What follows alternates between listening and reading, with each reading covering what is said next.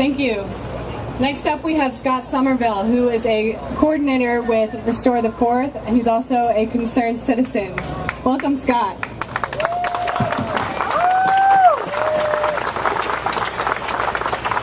How are you guys doing today? First of all, I'd like to thank all of you for coming out here. I'd also like to thank our prestigious guests for coming today. We had a lot of good guest speakers. I'd like to bring a different message to this, though. We stand here today not as Democrats or Republicans or libertarians or progressives. We stand here today as Americans, and I think that that's a message that we need to remember.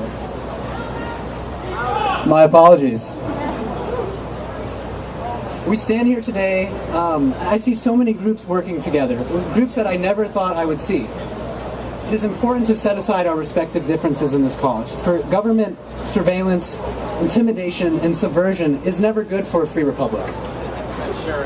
Remember the common bonds that bring us here: freedom of expression, freedom of assembly, and of the press.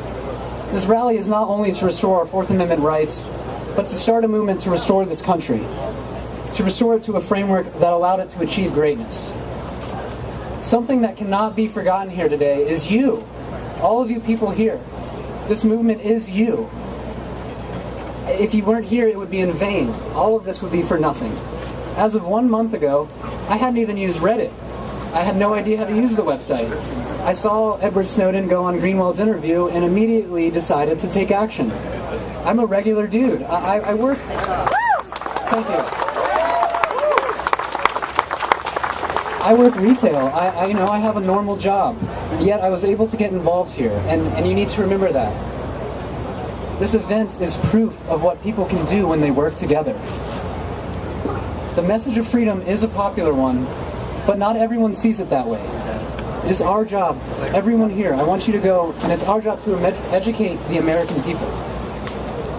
I've heard a lot recently from friends and peers that have said they don't need to worry about PRISM or any revelations recently about government surveillance because they have nothing to hide.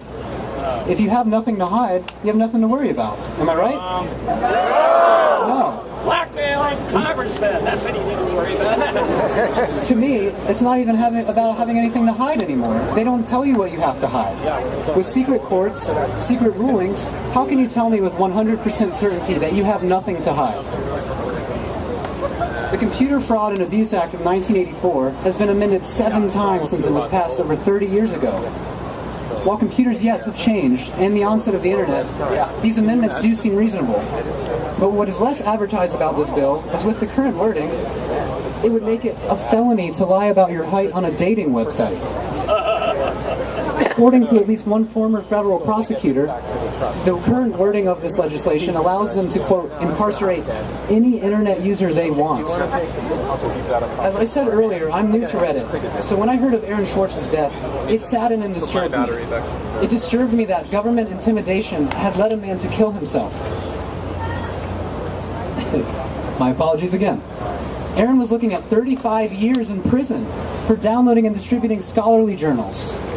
And the Justice Department's legal precedent for this cruel and unusual punishment was the Computer Fraud and Abuse Act. A law that, if went before Congress today, as written, I don't think it would pass the initial committee hearing. If each one of you carries this message to one other person, think about what you can accomplish. So on your way home, I want you to think about what this movement means to you. I want you to think about what you want to get out of it. This is a message of inclusion and solidarity. Remember the common bonds that bring you here. We are here to restore our constitutional rights. And the last time I read that document, it began with "We the people."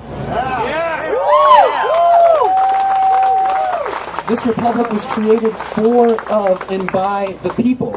And I think it's time we remembered that. Thank you.